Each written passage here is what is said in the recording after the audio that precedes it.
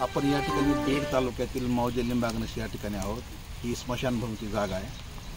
2 वर्षापूर्वी जेव्हा आम्ही या ठिकाणी सरण रचून ठिय्या आंदोलन केलं होतं तेव्हा आमदार संदीप क्षीरसागर यांनी 8.5 लाख रुपयांचा निधी मंजूर केला होता, दिला होता।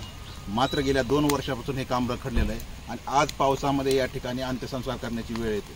माझा प्रश्न आमदारांना असा आहे की आमदार साहेब, नेमकं या नरकयातना संपणार आहेत कधी?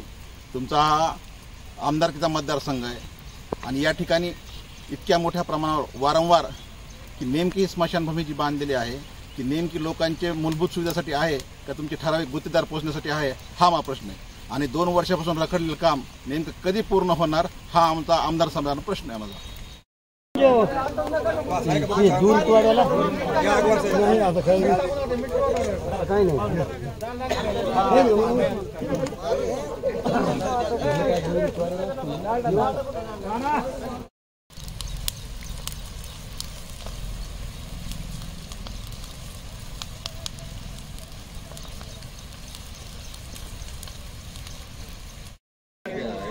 ए बोलो ए शंकर ठीक है बात ए ताईला बोले ताईला हात लावा जरा बोला सगळ्याला